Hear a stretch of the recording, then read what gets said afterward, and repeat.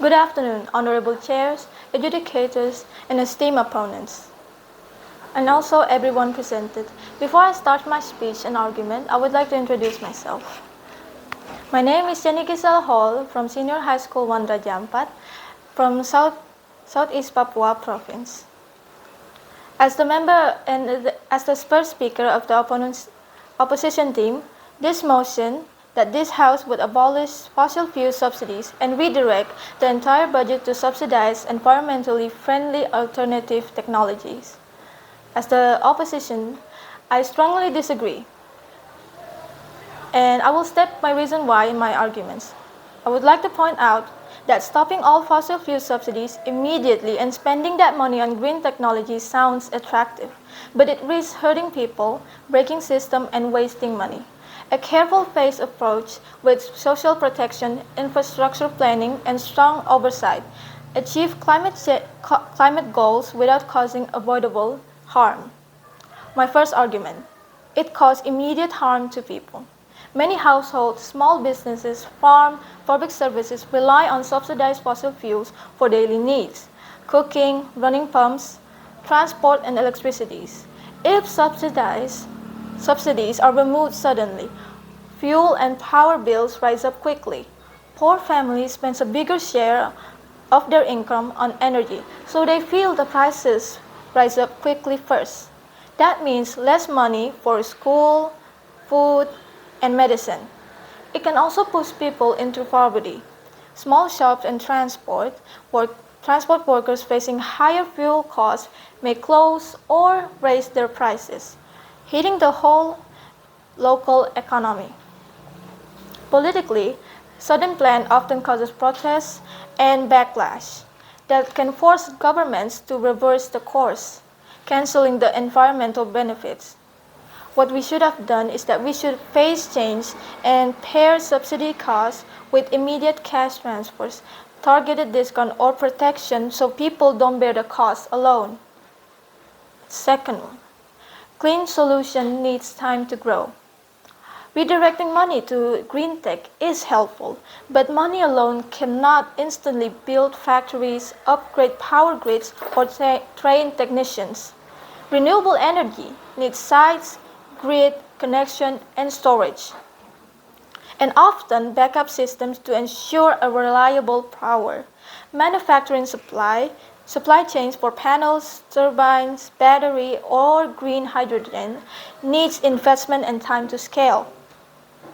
Some sectors, heavy industry, aviation, shipping, and high temperature heating, they have a few immediate low carbon alternatives and infrastructure and require a long development cycles.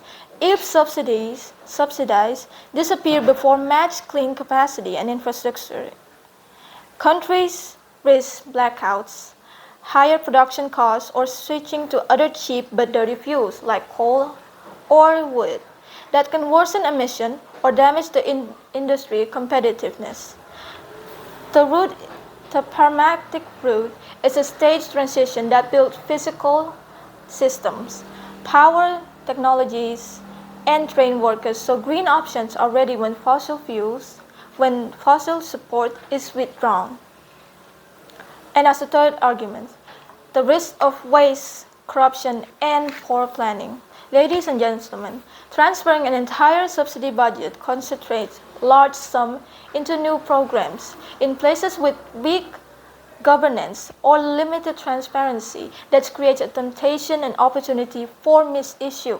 Funds may be awarded to political connective firms, spent on poorly designated projects, or used for short-term jobs that vanish when fundings end. Even well-intended programs can fail if planning is rushed, contracts without competitive bids, and projects not matched to local needs, or funds used for visible but low-impact items. This wastes money and damages public trust. When people see corruptions or failed projects, they resist further reform, making it harder to continue with the energy transition.